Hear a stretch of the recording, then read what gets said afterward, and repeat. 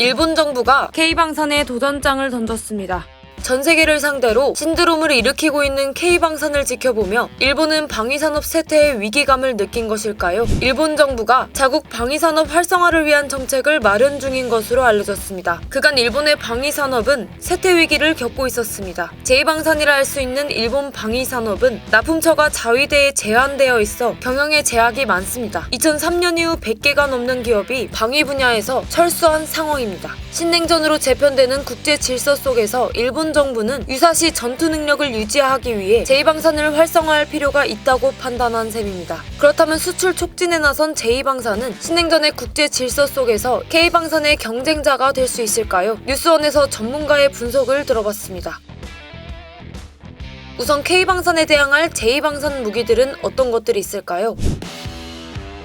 일본의 십식 전차는 2012년 제식 채용된 일본 육상자위대의 최신의 전차입니다. 무게는 40톤, 최고속도 70km에 달하는 전차로 공격력은 120mm, 44구경장, 활강포 장착하고 있습니다. 십식 전차는 산악지역, 논과 하천, 시가지 도서 지역이 많은 일본의 지리적 특성에 맞춰 제작된 일본 맞춤형 전차인데요. 성능 자체는 일본의 작전 환경 내에서 운영하기는 좋으나 중량화 등 현세대 전차들의 일반적 추세와는 다소 차이를 보이고 있습니다. 2015년 8월 18일 연습 공개 당시 궤도가 벗겨지고 이 때문에 측면 사이드 스커트가 구겨져 망신을 당한 적도 있죠. 가격은 약 10억 700만엔, 하나로 110억입니다. 반면 K2 전차는 일명 검은 표범, 흑표라고 불리는 대한민국 육군 3.5세대 전차입니다. K2 전차는 55구경장 120mm 활강포를 채택했으며 분당 15발을 발사할 수 있는데요. 신형 전차 포탄이 적용돼 대전차 파괴 능력이 크게 향상된 것이 특징입니다. 공격용 헬기에 대한 대응 능력도 갖췄을 뿐만 아니라 장갑 방호 능력과 미사일 방호 체계, 핵전화에서의 방호 능력 등을 보유하기도 한 세계 최고 수준의 전차입니다. 최대 수심 4.1m의 강을 도하할 수 있고 지형 극복 능력이 뛰어난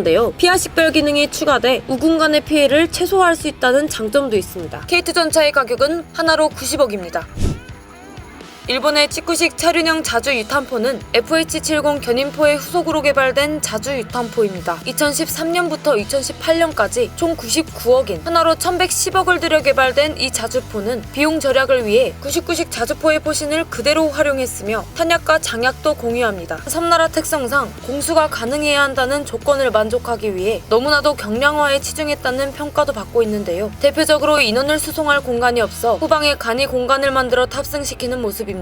심지어 이 부분은 캔버스 재질로 보이는 천으로 덮인 형태로 운용하는 병사가 보호받을 수 없죠. 2019년 당시 한 대당 7억엔, 하나로 약 78억으로 K9 자주포가 대당 40억 원인 것에 비해 비싼 편입니다. K9 자주포는 최신식 기술의 총합체로 봐도 무방할 만큼 포탄의 발사 속도와 반응성, 기동성을 모두 갖춘 전차입니다. K9 자주포의 외부 장갑은 고폭탄의 포갑과 파편에도 생존할 만큼 두껍고 52구경장의 150mm 화표를 채용해 사거리 연장탄을 사용할 경우 사거리가 40km 이상까지 될 수 있습니다. 1000마력의 디젤 엔진을 탑재해 최대 67km까지 주행이 가능하기 때문에 뛰어난 기동 능력을 자랑하기도 하죠. K9 자주포는 최대 3분간 분당 6발의 사격이 가능한 이동형 대포로 자동 장전 시스템과 자동 포신 이동 시스템을 갖추고 있습니다. 89식 보병 전투차는 일본의 최초 보병 전투 차량인데요. 전장은 6.8m이며 중량은 26.5톤입니다. 최고 속도는 70km, 주행거리는 400km이죠. 무장으로는 35mm 기관포 한 문과 79식 대전차 미사일을 2개 탑재합니다. 방어력은 최대 13mm며 600마력의 미츠비시 디젤 엔진으로 최대 70km까지 달릴 수 있습니다. 다만 가격이 어마어마한데요. 가격은 6억 8천만엔으로 하나로 약 70억입니다. 중량 25톤, 최고속도 70km, 기능이 거의 비슷한 국산 K-21 보병 전투차의 가격이 32억 원인 것에 비교하면 어마어마한 수준입니다. 분야별로 좀 다를 것 같아요. 어떻게 보면 한국보다 일본이 좀 갈라파고스화가 심했어요. 자기네 기술이 제일 좋다라고 착각을 하고, 그리고 그 안에서 자국 생산하고 자국 기술 개발하고 이런 거에만 계속 집중을 하던, 그게 지난 한 70년 정도 간의 세월이었다고 볼 수 있죠. 주로 자국 환경에 적합한 무기 체계들, 뭐 가령 전차를 만들어도 철도로 운반을 할 수 있을 만한 중량을 요구를 하는데 뭐 최근에 전차 중량이 60톤, 70톤 이런 식으로 굉장히 무거워지고 있거든요.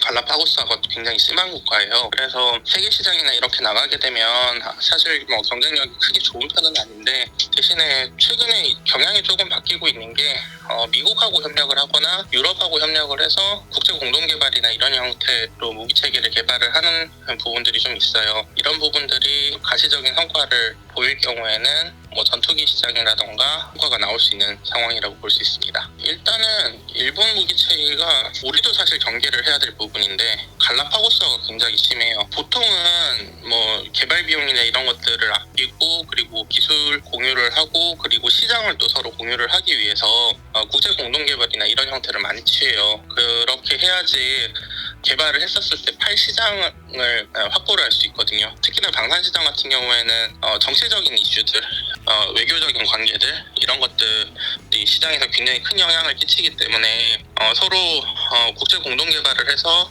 내 편을 얼마나 많이 만들어 놓고 게임을 시작하느냐가 굉장히 중요한 논리란 말이에요. 근데 일본은 뭐 전범 국가이기도 했고 그러다 보니까 무기 체계를 해외 수출하는 부분에 대해서도 굉장히 부정적인 뭐 이런 분위기들도 좀 있었고 모든 무기 체계를 개발해서 일본 내에서만 쓴다라는 판단들 뭐 한국형 뭐 단독 뭐 이런 식으로 해서 단독 개발 뭐 이렇게 이야기하면서 그러다 보니까 우리는 수출 시장을 개척할 때마다 늘 힘든 상황이 벌어지고 있죠. 근데 그 모습이 일본은 우리보다 더 심각한 모습이다라고 생각을 하면 될 것 같아요. 굉장히 많이 벗어나려는 시도들이 있어요. 예를 들어서 우리는 전투기를 뭐 인도네시아하고 우리하고 둘이서만 개발을 하고 있는 상황이잖아요. 그런데 일본 같은 경우에는 유럽 쪽에 템페스트라는 전투기하고 내에서 개발하고 있는 F3 전투기의 개발 계획이 서로 지금 합쳐지는 중이에요. 처음에는 이제 각각 이제 독자적인 모델을 개발한다라는 가정하에 뭐 이렇게 연구들이 진행이 됐었었는데 근데 최근의 양상을 보면은 레이더도 공동 개발을 하고 사용하는 공대공 무장도 공동 개발을 하고 엔진도 공동 개발을 하고 이런 식으로 국제 공동 개발 형태로 바뀌고 있거든요. 그래서 이런 것들이 성과가 한 10년이나 20년쯤 뒤에는 성과가 확실하게 나올 수 있겠죠. 그때가 되면 굉장히 좀 강한 모습으로 바뀔 수 있는 가능성이 있습니다. 일본이 방산에서 자기네만 개발을 해서는 이 개발비를 감당할 수 없다라는 사실들을 지난 20년 동안의 여러 가지 실패 사례들을 통해서 이제 체득을 한 거죠. 아니요, 치고들 올 수 없어요. 그러니까 지금 우리하고 그쪽하고 겹치는 영역이 사실은 좀 적어요. 한국 작전 환경을 먼저 우선을 해서 개발을 한 성향이 좀 많다 보니까 그쪽 조리하고 우리도 살짝은 좀 벗어나 있어요.